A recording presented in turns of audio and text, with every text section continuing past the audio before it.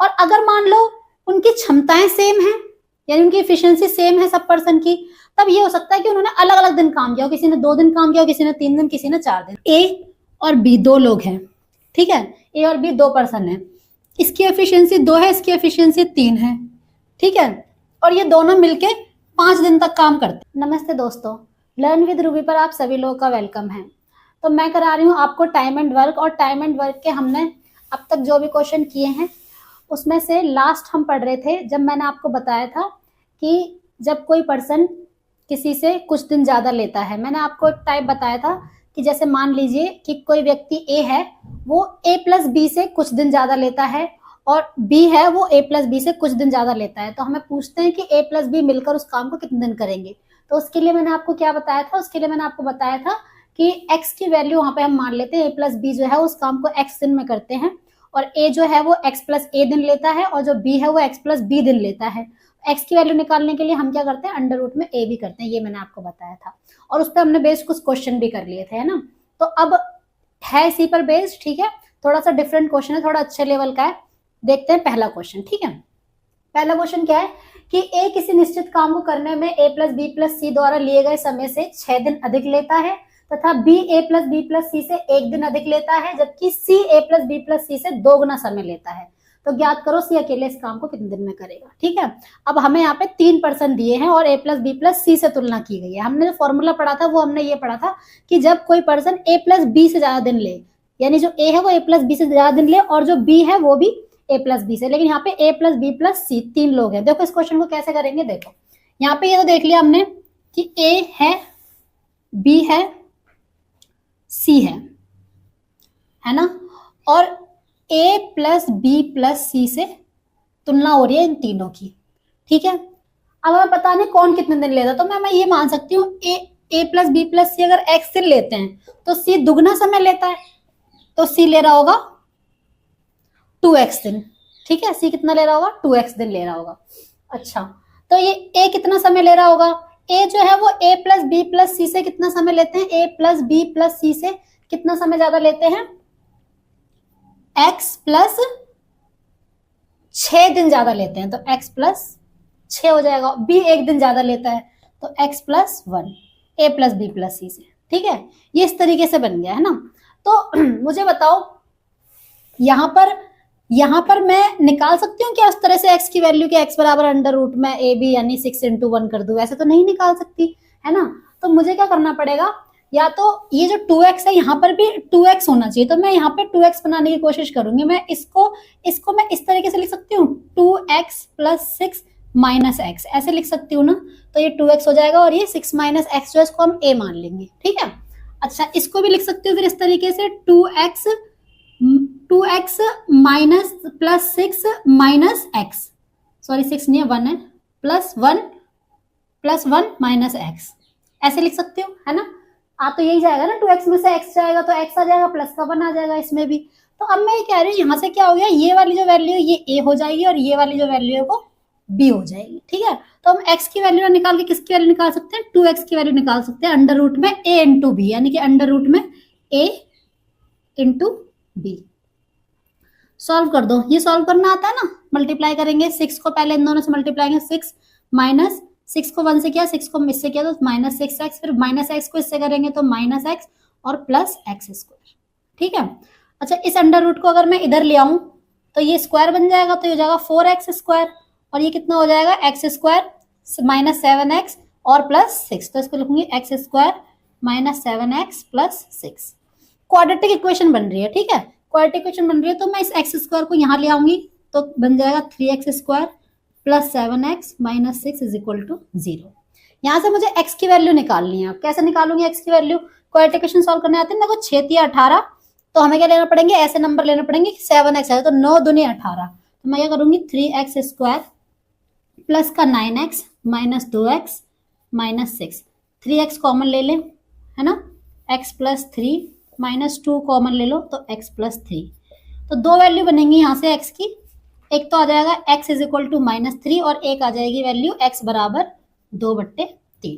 तो देखो -3 तो वैल्यू है, क्योंकि दिन माइनस में तो हो नहीं सकते, यहाँ पे हमने दिन माने ना, दिन माइनस में तो हो नहीं सकते, तो x की वैल्यू 2/3 आई है, यानी कि a + b + c को कितना समय लगेगा, 2/3 लगेगा। हमसे पूछा है कि c को कितना समय लगेगा, तो c को लग रहा है 2x, 2x का मतलब क्या होगा, 2 × 2/3 यानी कि 4/3। आंसर ये होगा। ठीक है, समझ में आई? थोड़ा सा क्वेश्चन है, अगर आपको ये क्वाड्रेटिक इक्वेशन सॉल्व करने नहीं आती है तो आप मुझे कमेंट में बताना, मैं आपको सिखाऊंगी कि कैसे सॉल्व करते हैं। वैसे आई होप आती ही होगी, है ना। चलो क्वेश्चन नंबर 2 है, ए किसी काम को करने में बी से 7 दिन ज्यादा और सी से 16 दिन ज्यादा लेता है, अधिक लेता है या ज्यादा लेता है। तो सी अकेले उतना काम करता है जितना ए + बी मिलकर करते हैं। तो ये तो कल वाला ही पैटर्न है, जैसे मैंने आपको कल सिखाया था, इसी तरीके का सेम क्वेश्चन हमने एक किया था, है ना। तो आप इसका क्वेश्चन मुझे, आप इसका खुद सॉल्व करना और इसका आंसर मुझे बताना कितना आया, कमेंट में बताना। नहीं होगा तो मैं कल करवा दूंगी, लेकिन आप खुद भी ट्राई करना। अब हम तीसरा क्वेश्चन देखते हैं, ठीक है। तो देखो, अब जो तरीके के क्वेश्चन बन सकते थे ना इस कॉन्सेप्ट पे, जब जो मैंने बताया x = √a × b, तो उस तरीके से जो क्वेश्चन हो सकते थे वो मैंने आपको बता दिया। अगर आपको कोई क्वेश्चन डाउट में आता है या आपको मिलता है तो आप मुझे मेरे टेलीग्राम चैनल पे वो क्वेश्चन भेज सकते हैं, मैं पूरी ट्राई करूंगी कि आपको वो क्वेश्चन का सोल्यूशन प्रोवाइड करा सकूं। अब हम अगला कॉन्सेप्ट पढ़ते हैं। अगला कॉन्सेप्ट क्या है? अगला कॉन्सेप्ट है, हम पढ़ते हैं वर्क और वेजेस के बारे में, ठीक है। तो वर्क एंड वेजेस का कॉन्सेप्ट पहले थोड़ा सा सीख लेते हैं, उसके बाद इसके ऊपर क्वेश्चन करेंगे, ठीक है। तो यहाँ पे मैं लिख देती हूँ वर्क एंड वेजेस।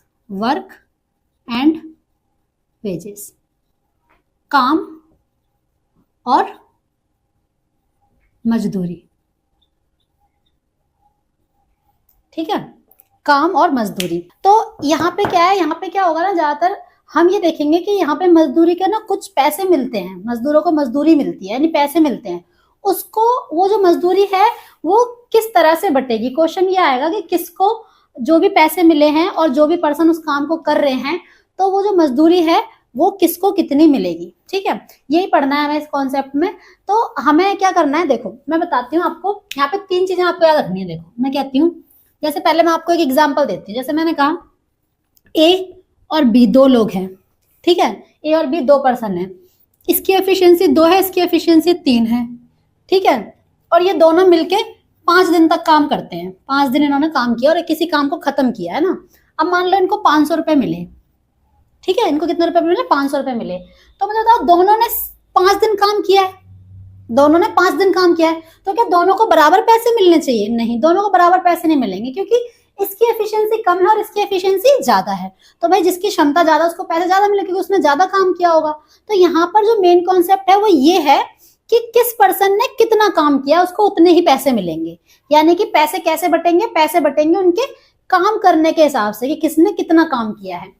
मैं ये कह सकती हूँ कि दोनों ने 5 दिन तक काम किया है, तो दिन तो सेम ही है, तो इनकी क्षमताओं, ये जो इनकी क्षमता है, इनकी एफिशिएंसी में हम पैसे बांट देंगे। एफिशिएंसी में पैसे कैसे बांटोगे? 2 और 3 5, मैंने 5 से डिवाइड कर दिया, 100 आ गया। 100 को 2 से मल्टीप्लाई किया, 200 रुपए इनको मिलेंगे और 300 रुपए इनको मिलेंगे, ठीक है।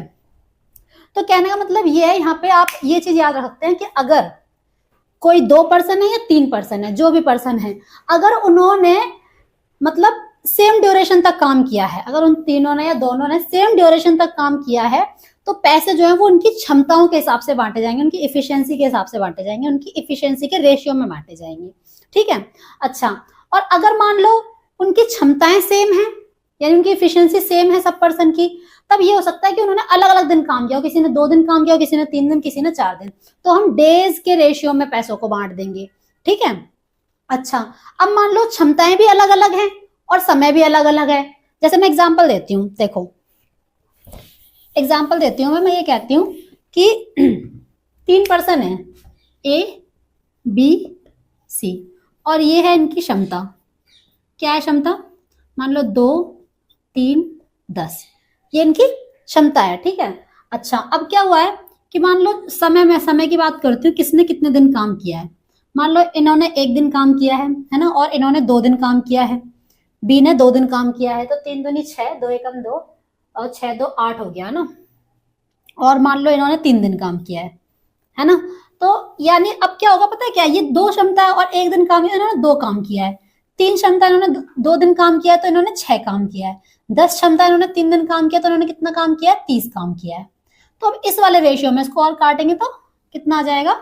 2 से काट दिया मैंने, 1 3 और 15 के रेशियो में पैसे डिवाइड होंगे, ठीक है। तो इसका मतलब अगर क्षमताएं भी अलग हैं और समय भी अलग है, तब ये पैसे कैसे बटेंगे, तब ये पैसे बटेंगे कि किस पर्सन ने कितना काम किया है, यानी work done by the particular person.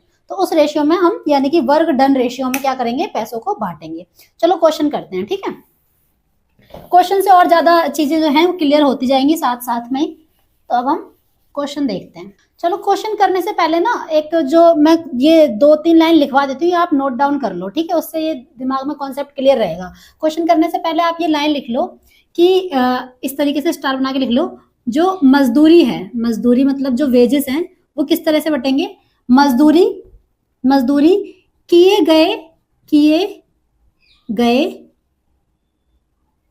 गए कार्य के अनुपात में विभाजित हो गया, बटेगी लिख लो, बटेगी, ठीक है। जो मजदूरी है, वेजेस है, वो कैसे बटेंगे, किए गए कार्य के अनुपात में बटेंगे, ठीक है। दूसरा पॉइंट ये लिख लो कि अगर मैंने क्या कहा, अगर समान दिन है, दिन समान है, यानी जो पर्सन है उन्होंने समान दिन तक काम किया, यानी बराबर दिन काम किया है, तो आप लिख सकते हो अगर समय बराबर है, अगर समय बराबर है, तब मजदूरी क्षमताओं के अनुपात में बटेगी, क्षमताओं के अनुपात में बटेगी, ये लिख लो, है ना। अच्छा, तीसरी चीज मैंने क्या बोली है, तीसरी चीज मैंने ये बोली है कि अगर क्षमता बराबर है तो समय के अनुपात में बटेगी। तो यहाँ से अगर क्षमता बराबर है, यहाँ समय की जगह क्षमता कर लेना, अगर क्षमता बराबर है तब मजदूरी समय के अनुपात में बटेगी, ठीक है। एक 4th चीज ये और लिख लो कि क्षमता इंटू समय बराबर क्या होता है, वर्क डन, यानी किया गया काम,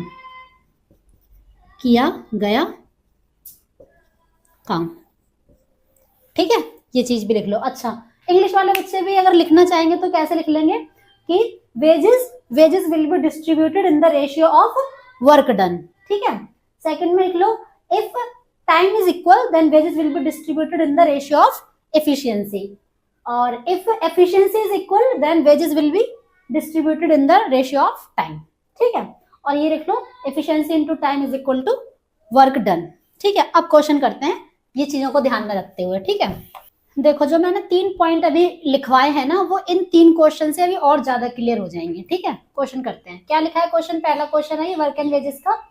ए एंड बी की क्षमता समान है, किसी काम को करने के लिए दोनों को 1000 रुपए का भुगतान किया गया, यानी 1000 रुपए मजदूरी मिली है। यदि ए ने 4 दिन काम किया तथा बी ने 6 दिन काम किया, यदि ए ने 4 दिन काम किया है और बी ने 6 दिन काम किया है, तो दोनों की मजदूरी अलग अलग निकालनी, दोनों कितने रुपए मिलेंगे। तो मैंने क्या बोला था कि यहाँ पे क्वेश्चन में क्षमता समान है, दोनों की क्षमता समान है, तो मजदूरी कैसे बटेगी, अब इनके दिनों यानी समय के रेशियो में बढ़ जाएगी। तो मैंने यहाँ पे लिखा ए रेशियो बी, किसका रेशियो निकाल रही हूँ मैं, समय का रेशियो निकाल रही हूँ।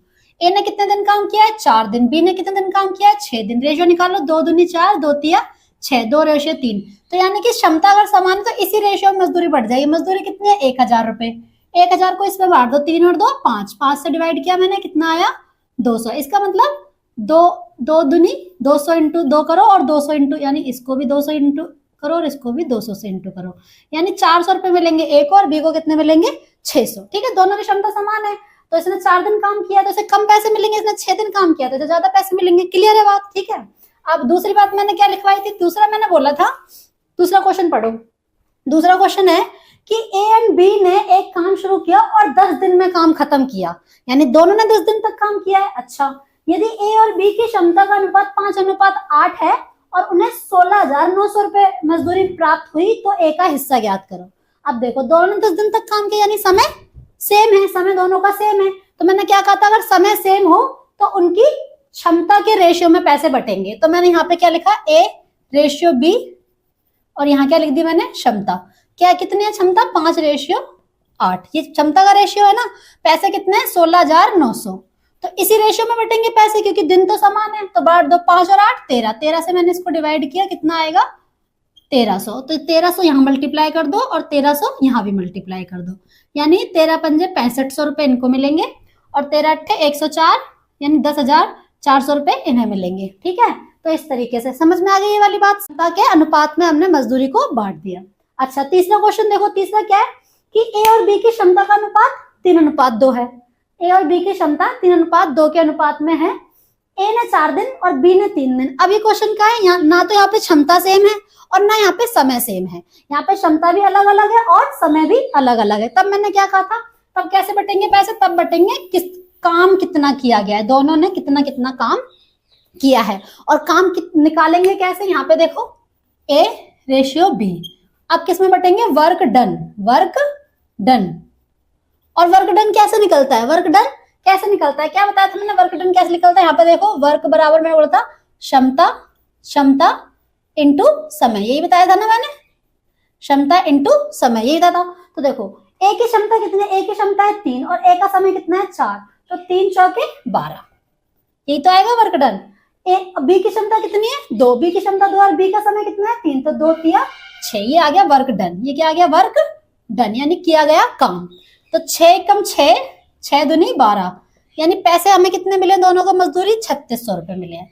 3600 रुपए कैसे बटेंगे, इस रेशियो में बटेंगे। तो 2 और 1 3, 3 से मैंने इसको डिवाइड किया, कितना आएगा 12 3 36, 1200, यानी 1200 को यहाँ भी मल्टीप्लाई कर दो और 1200 को यहाँ भी मल्टीप्लाई कर दो, यानी 2400 रुपए मिलेंगे ए को और 12 1 कम 12, 1200 रुपए मिलेंगे बी को। समझ में आई ये बात, तीनों क्वेश्चन क्लियर है, इजी है। ठीक है, अब और देखते हैं हम क्वेश्चन वर्क इन वेजेस पे कैसे अच्छे अच्छे क्वेश्चन बन सकते हैं। ठीक है, चलो अभी मैं इसे मिटा देती हूँ, ये आज इतना ही रखती हूँ। अब नेक्स्ट वीडियो में इसके थोड़े अच्छे लेवल के क्वेश्चन करेंगे। आज कॉन्सेप्ट समझना जरूरी था, हमने कॉन्सेप्ट समझ लिया है और आप लोग प्रैक्टिस करो अभी इस कॉन्सेप्ट को। अब मैं नेक्स्ट वीडियो में आपको बताऊंगी कि और अच्छे क्वेश्चन कैसे एग्जाम में बनते हैं, वर्क और वेजेस के बहुत अच्छे अच्छे क्वेश्चन बनते हैं, वो हम कंप्लीट करेंगे। आपको मेरा पढ़ाया हुआ समझ में आ रहा है तो प्लीज वीडियो को लाइक भी कर दिया करो और चैनल को सब्सक्राइब कर लो और मेरे वीडियो को शेयर भी कर दिया करो।